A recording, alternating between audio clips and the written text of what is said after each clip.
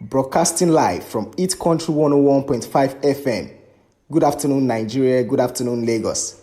I am Enola Digboiga with the Weekend Review. As the weekend in large parts of Germany and Belgium will be dominated by the continuing search and rescue operation following once-in-a-quarter-century floods that killed schools of people, German Chancellor Angela Merkel says the tragedy proves the need to accentuate the global battle against climate change. 15,000 police and troops are now deployed in Germany.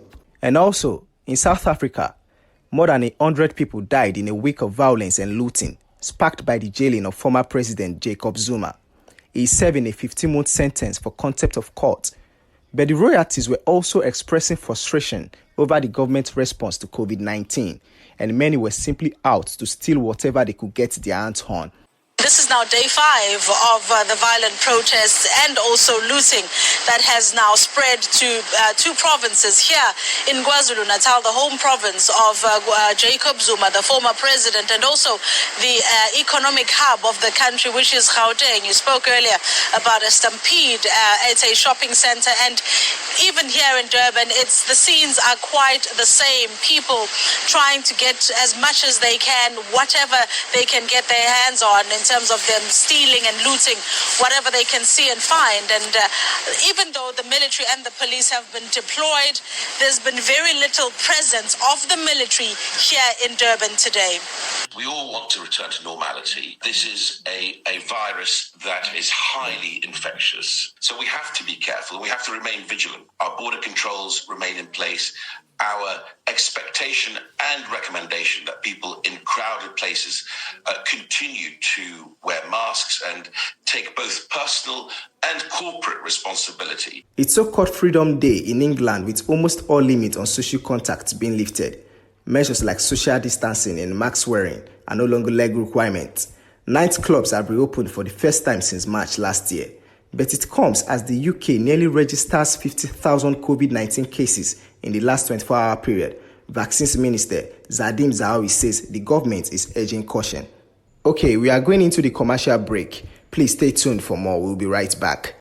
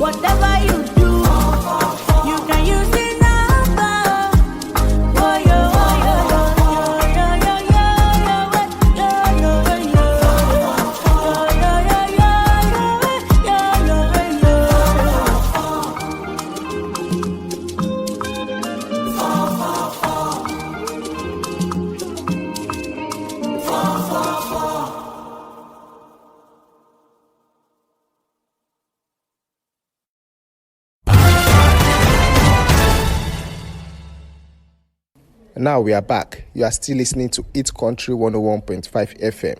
Former Japanese Prime Minister Shinzo Abe will not attend the Olympics opening ceremony on Friday, according to local media. Abe reportedly made the decision after the government announced a state of emergency in Tokyo to bring rising COVID infection under control. Abe played a significant role in bringing the Olympics to Tokyo, promoting them as the Recovery Games after Japan suffered a nuclear disaster in Fukushima in 2011. He even dressed as the character Mario at the Rio Olympics in 2016 in a bid to build excitement. Yet the opening ceremony of the one-year delayed Games will not see him in attendance. The event has been greatly scaled back to minimize the risks of COVID-19. Less than 950 people are expected to attend, including fewer than 20 global leaders. Health experts are sounding the alarm bells over the spread of the virus in Tokyo. The capital reported 1,832 new cases on Wednesday, the highest since mid-January.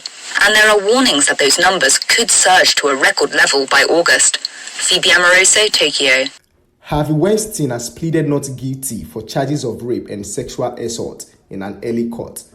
The former Hollywood producer was extradited to California earlier this week from New York, that he was serving a 23-year prison sentence.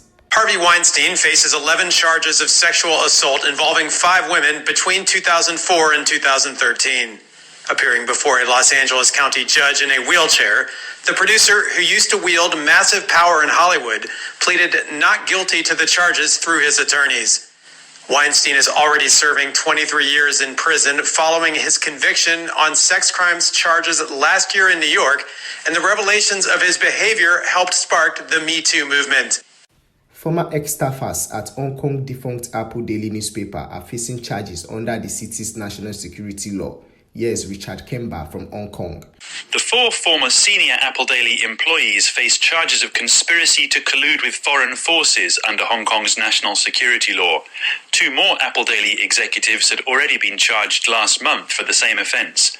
Police say they all played a key role in the publication of newspaper articles that called for foreign sanctions against Hong Kong and mainland Chinese officials.